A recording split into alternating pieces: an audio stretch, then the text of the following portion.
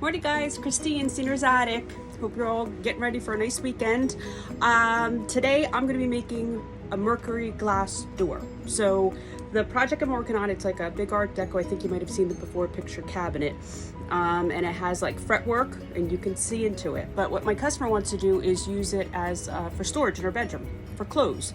You don't want to be seeing all those clothes, so we thought we would, well, first I had to purchase the glass because glass was missing on the cabinet, and I just brought it back, I've installed it, and now we want to do something to cover it. And we thought, well, we do a Mercury glass, which is like an antique looking glass, like when your mirrors start to fade and you get that desilvering. That's kind of how Mercury glass is. So we're going to create that effect today, and I want to show you how it's done. Let me flip you around. These are the supplies you'll be needing today. Of course, your glass cleaner, which I made sure I thoroughly cleaned my glass. I've already installed the fretwork and then put the glass on top. So we're looking at the inside of the door right now.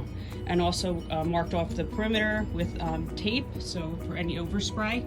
I'm gonna be using the Krylon looking glass spray. You can get this really at any Lowe's, Home Depot, Hobby Lobby. It's a little bit on the pricey side. I mean, it's a very small can compared to the other size sprays, but you know, try to get it on sale if you can. This here is my fine mister. In there I have 1 part water and 1 part distilled vinegar. So this is going to be what you're going to be dribbling on or spraying on once you get the silver on. So the best thing to do is take your spray and at least shake it for 1 to 2 minutes. Make sure it's thoroughly mixed. And then we're going to start. I didn't realize my light is right above there. I'm hoping this isn't going to block too much. Maybe I'll work in this angle. We're just going to lightly, spray. Here we go.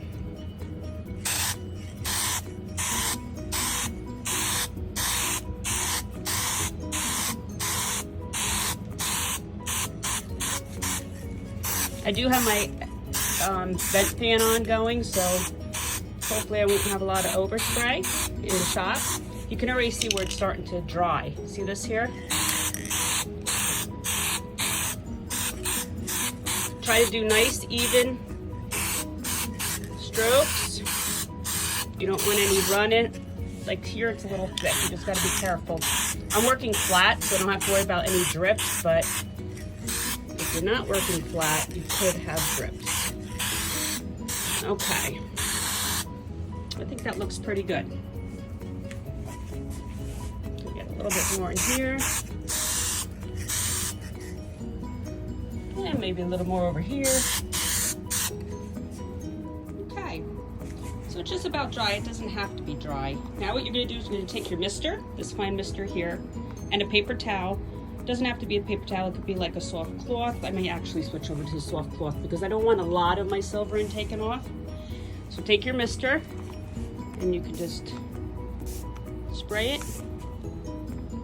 Some people like a few heavier dots. See how I'm just hitting it? It's hard to see. Let me see if I can do it over here so you can see. And what the vinegar does is it starts to literally, like, I guess you could say, eat through or remove the spray that you just put on. Now what you do is you take your cloth. You can kind of already see here where it's starting to already take away some of the paint, and you just lightly dab. I don't want a lot taken off. I just want enough to give it that antique look. See here how these dots, they're like perfect. So just lightly touch them. Some over here. I might switch over to my paper towel now. Let me see. Little dabs here and there. And don't worry, you can repeat this process a few times, because sometimes you may not have the exact look. See how it gives it the bubble effect? Okay, I'm gonna do this. Whoop, see, that's a little too much, so I'll redo that. Just lightly dab it. All right, I'm gonna do a few more coats, and hey guys, I think we're where I want to be. See my areas of antiquing? I did have to redo a few sections because the paper towel was just being a little too heavy, but here you can see. This is the overall look. Let me flip the glass over, and here's my finished product. You can even see me in it.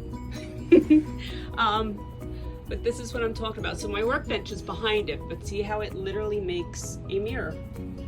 And we've got all kinds of cool detail. And it looks old, and it's gonna be perfect. And I'll be showing you the staging pic shortly.